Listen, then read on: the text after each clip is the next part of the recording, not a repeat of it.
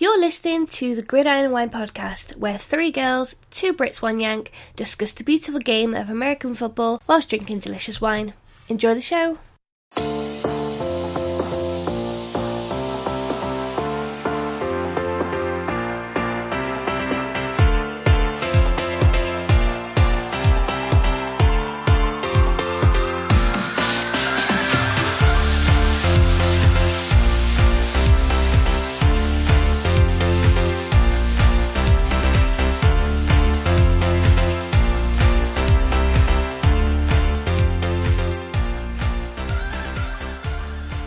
Everyone, and welcome back to the Gridiron and Wine podcast. I'm Liz, aka NFLGirlUK, and with me are my co-hosts Dayna from Our Turf Football and Shona from 99 Yards.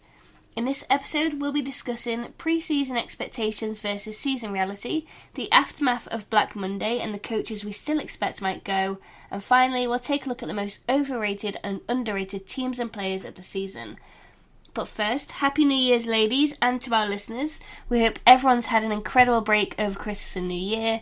And here's to the playoffs. May your season or your team be successful. And if you're already out, well, positive vibes for the new season in September. Cheers. Cheers. Everyone. Happy New Year. Happy New Year. So first of all, I wanted to say... So I want to chat about Black Monday, and I have to say it's probably my least favorite time in the NFL season. You know, the season finishes and we all expect a lot of coaches to go on Monday. I understand that as a fan base, they want the best for your team and for it to be successful. At the same time, these are also people's livelihoods. So to kick off this segment, I just want to say, while this week may have been tough for many families, remember you've made it to the NFL, and it's not over until the lady sings. I will say, out of the coaches that went on Black Monday, I was quite surprised at Freddie Kitchens going. The Cleveland Browns obviously went with this rookie guy who was their OC, and he basically gave the power to his players, and they let him down. I don't think Freddie Kitchens should have been given the back door. He thought the Browns were backing him, and that just didn't happen in the end. And I was quite surprised at that decision. I wasn't shocked at Pat Shurmur going. That was a given. I am shocked that Doug Maroney has managed to hold on to his seat, purely just because since that championship game, they just haven't been the team that they were. I know that they've had quarterback issues and all that sort of stuff, but they've gone 11-21 since reaching that AFC championship game. That is a really poor record. But Shad Khan has said he's giving him one more chance to prove himself, which is interesting. Our pal Jason is still holding on to his for now. Obviously, the Cowboys didn't make the playoffs. But I found Dak's comments really interesting when he was asked about Jason staying as head coach, and he was like, well, I don't even know if I'm going to be here, so that's what I'm most focusing on. And also, the Lions gave their backing to Matt Patricia. I saw a lot of fans on Twitter really angry at this news, just because they had people like Ron Rivera available, who's now going to Washington, and so they think that he could have revived their season, but obviously the Lions are sticking with Matt Patricia. So anyway, my question is, who goes where? Will we see Jim Harbaugh back in the NFL? And what about those who still have a question mark around their name? Well, you know, looking at these coaches and what has happened, of course, there was no surprise because, you know, Jay Gruden was fired in October, so we knew that there would be someone new coming in to Washington. Freddie Kitchens, to me, was not a surprise at all. If you look at the Browns' history, they have no faith in their own decision-making. What happens is they hire these people, and then they give them a year, which is utterly ridiculous. There's nothing you can do. And I feel terrible for Kitchens because he was basically told, just let these players do their thing, and they will figure it out. And that's just not how the NFL works. No matter how much talent you have to coach. And he's a player's guy. Players love him. He's, you know, one of the gang. And that's great for a coach if you actually know how to coach also. And he never did. This is his first year. So he just hung out with the guy. He was just one of the guys. And of course that didn't work out. I know that a lot of Browns fans are not happy that he was fired. They really feel like he deserved a second year. And this just goes to show them again that there is nothing but total and utter dysfunction in Cleveland. I mean, getting rid of John Dorsey, the GM, at the same time just proved it's just complete and total chaos. So it'll be interesting. I really would love to see Jim Harbaugh in Cleveland, because talk about someone who will not take crap from an owner. Jim Harbaugh, exactly. That guy. And with Michigan losing yesterday in the bowl game, I mean it's possible, but there doesn't seem to be much hype around the fact of him coming back. We talked about Ron Rivera, ladies. We talked about him before. Remember when I wanted him in New York so bad with the Giants, and I still want him in New York with the Giants, but obviously that's not going to happen now. I think he'll do well in Washington. I think that they will hopefully give him the leverage he needs and the room he needs to grow that team. So that'll be really good. So if you look at the other coaches, I agree with you. I am surprised Doug Marrone still has a job. I think that of all candidates, he's been given plenty of chances. I'm really surprised that he's still there. I'm not surprised about Matt Patricia. I'm not surprised about Dan Quinn. They have Matt Patricia has the Belichick shine on him, and so they just keep waiting for that to happen. Oh, it's going to come through, and it might or might not, but they just need more talent on their team. Dan Quinn, I think that they just had a crap year, and that they see that he actually can run a winning team, so I think he'll have some time. So there's lots of coaching candidates left. Mike McCarthy is interviewing. The former Packers coach is interviewing all over. I mean, he's going to the Browns, the Panthers, the Giants. He's all over the place. Josh McDaniel, he is the current Patriots offensive coordinator. Talk about a dude that just rubs me the wrong way. Like, he was a head coach once already in Denver. That was a complete disaster. They just keep giving him chances because of Belichick. I don't know that he can be the head coach people want him to be. But more kudos to you, I guess. But other names, Urban Meyer, former Ohio State coach. The Browns, I guess, have talked to him. Robert Saleh, he is the defensive coordinator for the Niners. That to me smells of what happened with anyone who was associated with Sean McVay last year, who all got interviews and hired. Like, they had a really good year, so let's take him. Let's get a little more track record under him first, I think. But so there will be some interesting things. I can tell you, I really think that Mike McCarthy will be back in the NFL next year. I just don't know what team. It's going to have to be a good fit, and probably not too strong-willed of a quarterback like he had in Green Bay. So we'll have to see what happens there. I'm surprised, actually. One other one I'm a little bit surprised. I don't think the Bengals have said anything yet, have they, about their head coach? Are they giving him another season? No, they have not. I think they probably will, to be honest with you. They need to get a quarterback in there to see what he can do with a quarterback. I think that'll be really important. Yeah. And then we didn't talk about Jason Garrett. So Jason Garrett's contract is up. Jason Garrett's contract is up the 14th of January. So technically, they don't have to fire him. They can just let him go. They can just let that expire. So he wouldn't be, quote unquote, fired. His contract wouldn't be renewed. Well, I guess sounds a little bit better than if you're fired. I don't know. The thing of it is that I really feel like if Dallas is going to let him go, they already know who they're going to replace him with, or else they would be in this coaching mix already. Do you know what I mean? They'd be in there trying to get some of these guys. And so that leans to me that they're going to get someone maybe out of the college ranks. Maybe someone they've already talked to. I would not be surprised in any way, shape, or form if Jason Garrett is there again next year. I will not be surprised if he's still there. I would not be surprised either. Maybe that the whole time Jerry was just giving him his champagne. Who knows? What about you, Liz? I've got a feeling he will still be there, just because I read quite a few interviews about it, and it seemed to me like they didn't want to disturb the boat. So right. I think he will still be there, but I guess this is like a bit of a now or never scenario.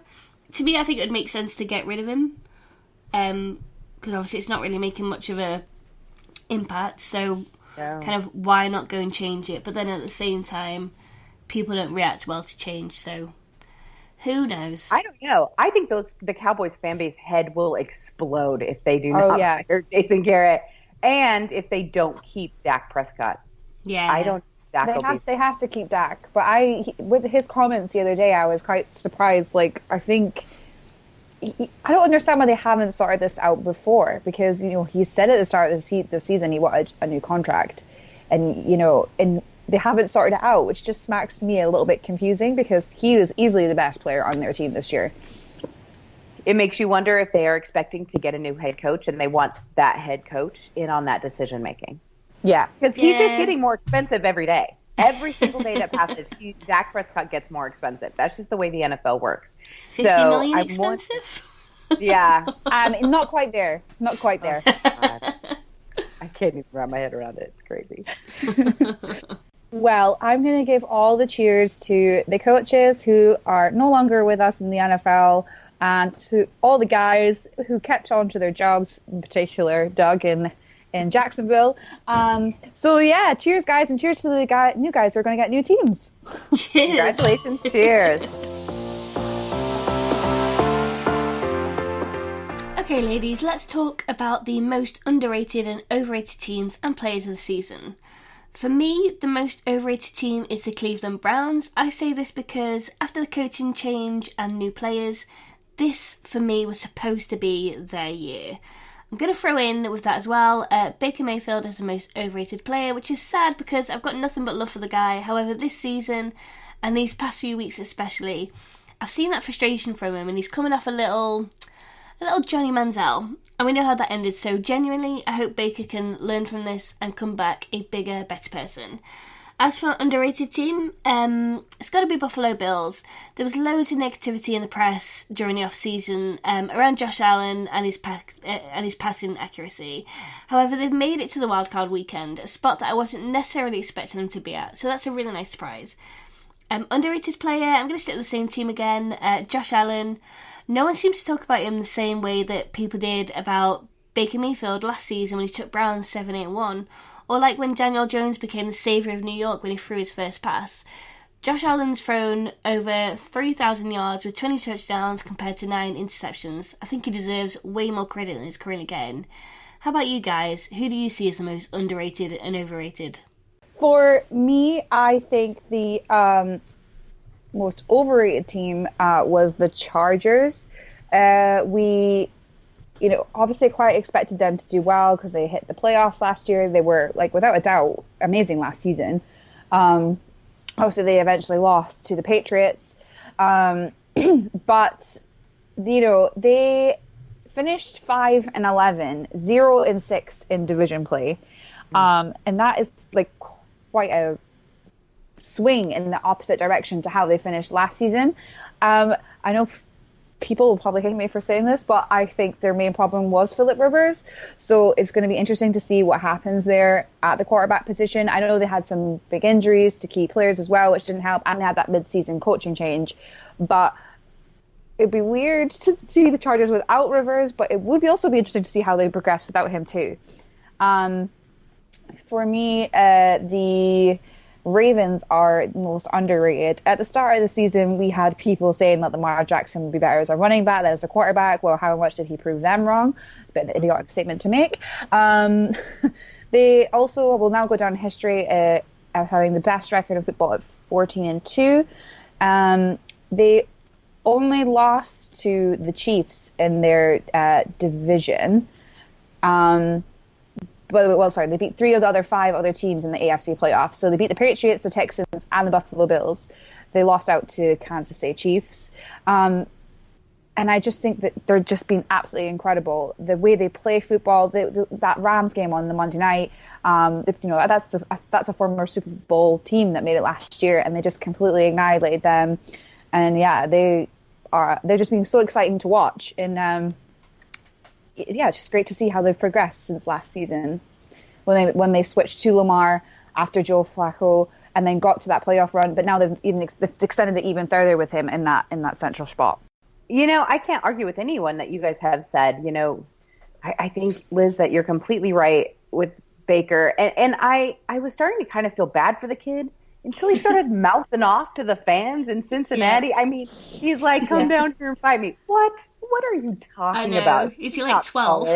I know. I was just like, damn it, kid. And I realized, too, that, he's in a terrible position because preseason, and we're going to talk about that here in just a second, they put every expectation of the world on that kid's shoulders. Yeah. And that is a lot. And that was the fans' fault. That was the media's fault. And that was Baker's fault for pretending like he could handle it. So I kind of get that, too. I also agree about Rivers. I just wrote an article last week before they played that they should not have played Rivers against the Chiefs. They needed to see what Tyrod Taylor had. They needed to put Tyrod Taylor in there, unless they already know he's not going to be their starter. But I get that Phillip Rivers is your quote-unquote franchise. But you know what? You're in a new city. It's time to start over, move on from there, the Chargers. So, but it just drives me crazy. But so my two teams, and they're I went a little different. So the most overrated team, I think, was the Rams. We kept expecting them to catch up, right? Like the LA Rams, everyone kept saying, okay, so they just have a Super Bowl hangover. Okay, well, now they have these injuries. Okay, well, we just need Jared Goff to figure it out. Like, where was it? We just kept expecting. And so we kept pumping them up, expecting them to make that jump and just start winning game after game after game. And they had great stretches throughout the season, but the consistency was just not there for them this year. I think that they got more leeway than a lot of other teams. Agreed. I will say this for them, the Rams. I will say this for their fan base. I will say this, that the Super Bowl hangover is real, and that they proved how difficult this league actually is. If you have teams who consistently go to the playoffs, who are always there in the mix, they deserve so much credit. I'm not talking about winning Super Bowls. I'm talking about just getting to the postseason, because it is so difficult in this league to do that consistently. And the Rams proved that again this year. So I think that they were definitely overrated. They did not live up to that expectation at all. And I think Jared Goff is a big part of that. So then when you look at underrated teams, this is where I'm going to get some flack. So I actually am going with the Miami Dolphins. And this is not because they had this big winning, season. This isn't because they had, they were like in the playoffs when they weren't expected to. It's because, let's admit it, all of us at the beginning of the season were looking at Brian Flores going, what are you doing? You are getting rid of every player that is worth of any salt in your team. You are destroying this. Oh my God, you're tanking. And no one knew what he was actually doing, and what he was doing worked. If you look at the way Miami played at the end of the season, what he was trying to do actually worked. There is a process to this system. So I think they were underrated because of the coaching, not necessarily of who was left on that team, although there is still some good players. It's that coaching staff. They were taking so much heat, and they're like, no, we promise. We know what we're doing. And by the end of the season, that win against the Patriots, which Miami is always a thorn in the Patriots side, they proved it. They proved of what his process was. And so I think that his process was very underrated in that. So I'm so excited to see what Brian Flores does next year. I agree with the Jared Goff thing. I feel like he just hasn't lived up to his, massive contract that he get. We have spoken about this before on the podcast, but he was a big part of that, I think. Mm-hmm, for sure. All right, well, let's cheers to the teams that blew our expectations out of the water in the best way. Cheers. Cheers, team. All right, now, guys, I want to talk about the preseason expectations versus the reality of what happened in 2019. So I decided it'd be fun to kind of go back and look at some of those end of preseason rankings and who the media was hyping up and how badly they got it wrong on some teams, because let me tell you, it was interesting. So there were a few teams that the media really got right when they were talking about preseason expectations to how it met up. And with those teams, it was at the back end of the rankings. So the Giants, the Cardinals, the Dolphins, they definitely, and the Bengals, most of them had Bengals at like 28, and that didn't work out very well either. But they seemed to get the teams who were struggling correct. Where they really got things wrong was from mid-level up. The biggest one I think that they got wrong, that they ranked high, that did not, a lot of people picked the team we were just talking about, the Los Angeles Chargers, they had them in the top 10 of the power rankings, and how they knew that they were going to go in there, that Philip Rivers would have this year. And I'm guilty of this too. I thought the Chargers would definitely press the Chiefs. We talked about it at the beginning of the season, and it never came together. It just never happened. All these expectations were high on the Chargers, and they just never put it together. Another one that they got really, really wrong actually were the Ravens. They had them in the mid-levels. They had them in the 20s. They thought it would take Lamar Jackson a little bit more time to kind of put everything together. But they didn't get that as wrong as they got the Detroit Lions. Gosh, love you, Lions fans. You guys are so beleaguered. I feel so bad for the Lions fans. So they really had the Lions fans as being kind of in the mix. They had the Lions as being a little bit higher. I think ESPN had them in the teens. I know that the NFL Network had them closer to 20s, like mid-20s, which might have been a little more correct. But they had them in there in the mix and kind of fighting for everything, thinking Matt Patricia, this would be his year that he put things together. Well, Lions fans, you got to wait one more year to see if Matt Patricia can put this whole thing together. And then this one is really fun too. The San Francisco 49ers were ranked 24th by the NFL Network, NFL.com, in the preseason power rankings, and it was all because of Jimmy Garoppolo. So quarterback Jimmy Garoppolo, as we all know, did not have a good preseason. And we all remember the story where he threw in practice, but he threw 5 interceptions in a row during practice. There was not good hype with Jimmy during preseason. In one of his preseason games, he was 1 for 6 with an interception and 0 passing yards. Now, obviously, the 49ers are the number 1 team in the NFC. They have figured that out. Not to say that Jimmy has figured it all out. Now, he's so much better. And we have to remember, he really hadn't started very many games because of his injury last season. So really, this was kind of his first season. We have to kind of give him some leeway there. And throughout the season, you could see him progressing and getting better. And that's really all you want from a quarterback that young. You just want to see them grasping the concepts, being able to read defenses better, that sort of thing. And Jimmy Garoppolo has really proven that he can do that. He has a lot of help from a very good defense, as we well know. And he had good help from a decent run game until everyone kept getting injured for them. It was too bad. But so Jimmy Garoppolo has made, obviously, a big jump.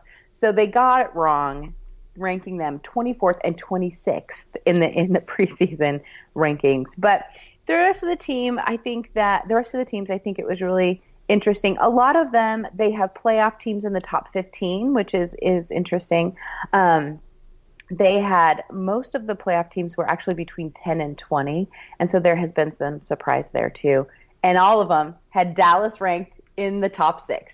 So that was a really big miss, unfortunately, for them. But so it's always fun to go back and look at these teams and where the media thought they would be and where they ended up. And as we say, in football, everything in the preseason looks shiny on paper. But once you get in the trenches and those injuries start to fall, you have to look what's in your depth. And a lot of those teams that had high expectations just did not have the depth they needed to survive those injuries. It was really interesting. So I want to do this. I want to cheers to all the media who spend hours digging into these teams and where they think they'll be and all this effort to then usually get it wrong. So cheers to you, media. We understand. Cheers. Because was it this season or last season they said Seattle would have the number 1 pick? Both. Well, so last season they thought they would have the number 1 pick. This season, Seattle ranked about the the high teens, so like 17, 18. Once again, they thought that because of the defensive issues that Russell Wilson couldn't carry the whole team. And here they are in the playoffs again. So always a surprise with that one. Well, yep, kudos media, well done.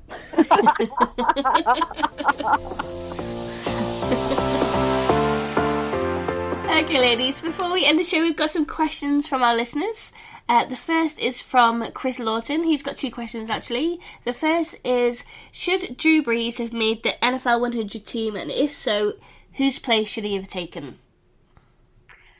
Okay, so I said I would take this question because I have a bit of a soapbox. I'm just saying I have some feelings about this NFL 100 list. Here is, and actually I'm going to say Richard Sherman agrees with me, just so I can put that out there, because he tweeted the exact same thing that I did. So here's the problem with the NFL 100 list. Obviously, it's the 100th season we want to celebrate. It is nearly impossible to compare players of today from players from even the 80s, the 70s, the 60s. The game is not the same. The players aren't the same. It's not the same concepts of what it used to be. And so I don't see how you can fairly evaluate a quarterback from the 70s and a quarterback from current, because it's just so different worlds. All decades teams make so much more sense to me. So where you have, the all 2000s teams, the all 90s teams, the all 80s teams, that makes sense because at least they're playing with almost pretty much the same rules, the same schemes, the same ideas. But I realize that isn't as exciting as making a 100 team. So I realized that they were trying to say who was the best player within that scheme. Well, I just don't think it's fair, and I don't think it's a good idea. And I think then you get arguments like this. Should Drew Brees have made the NFL 100 team? No, I don't think he should have. Should he have made the all-decade team? Yes, absolutely. He should be very high up in that list.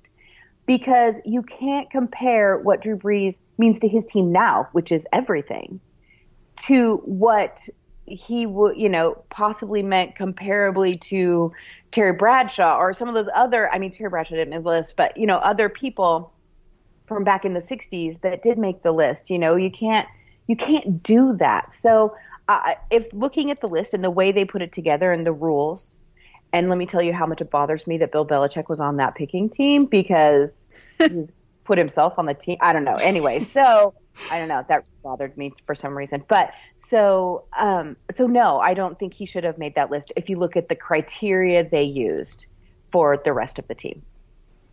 Okay. And then Chris also asks, if you could pick only one of the quarterbacks currently in the playoffs to get you to the Super Bowl, which one would you pick and why? I'll start. Tom Brady, because he never fails, obviously. If anyone's going to win a Super Bowl again, it's going to be Tom.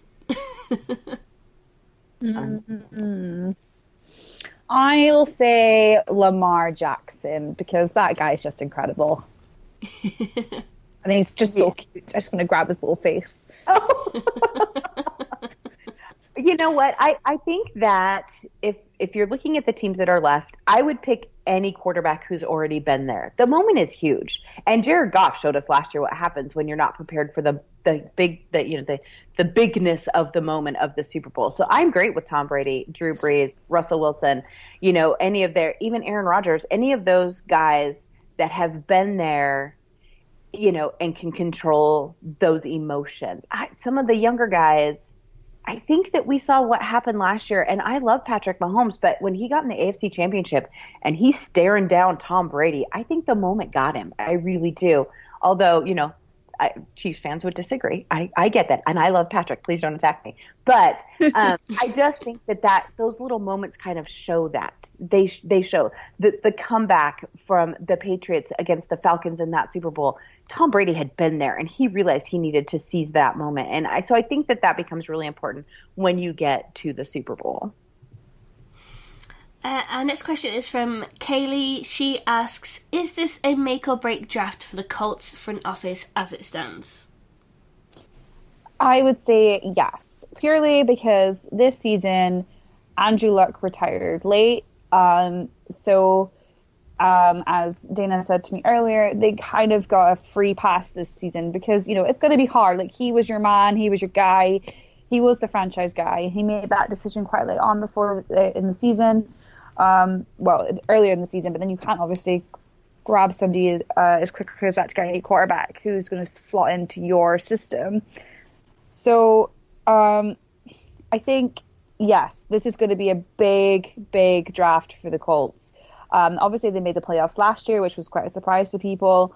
And they can easily do that again, but they need to really think and get their strategy together quickly and see what their primary needs are to make sure that they have a good momentum going into next season.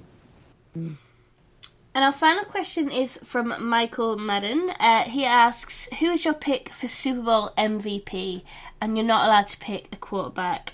Okay, so if we can't pick quarterbacks, I'm going to go with Nick Bosa from the 49ers. He put up some good stats this season. He was regularly up for Defensive Player of the Week. So if anyone, I'd say it could be him. I just have an irrational hatred every time somebody mentions this. Why though? Why do you hate? Why do you both hate him so much? You hate everyone I like. Why do I not like Nick Bosa? MAGA or did not know that. No, you know what I don't like about Nick Bosa? It's the same thing that I don't like about Gronkowski. It's the same thing that bugs me about Travis Kelce. It's the same thing that bugs me. I don't hate them. They're just meatheads. And they drive it drives me nuts. Yeah, I mean, I love a player. Yeah, it's just something about him. I'm like, dude, relax a little. I don't know.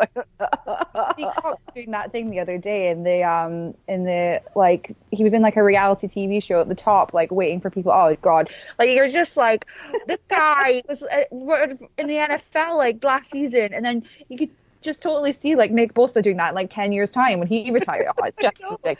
So it's not like I hate him. I'm just like, dude, oh my God. Like, right? Yeah. Like, I don't know. Like, just stop. I have a whole list of guys like that though, so it's not just Nick. It's like, no. There's a few. Make that list for me as well. All right, Shona, what about you? So I'm a defense girl myself. I get more excited about defensive plays than offense, which is quite interesting for some people. So I always love it when a guy from the defense wins MVP, because I think that can really be the make or break of your winning your Super Bowl. Are you going to pick a player or nah? No, I'm just going to pick the whole defensive team. Defense. I think I'm actually going to do the same. Not defense, although you guys know that I'm a defense lover. And I love that he said we can't pick a quarterback, because I think quarterbacks get way too much credit. Agreed. But I really think that what's going to end up deciding this Super Bowl, whoever manages to get there, is going to be the run game. And, we've been, talking about the run game. It's important, but people are getting away from it, and we go back and forth. Well, I'm sorry, but I think when it comes down to Super Bowl, it comes down to controlling the clock, keeping the other team off the field. And a lot of teams that are in the playoffs have had a hard time stopping the run. So I think that is going to end up being a huge factor when it comes to the Super Bowl this year. So I'm really hoping that a running back gets MVP this year. As long as Nick Bosa doesn't win it, I'm happy.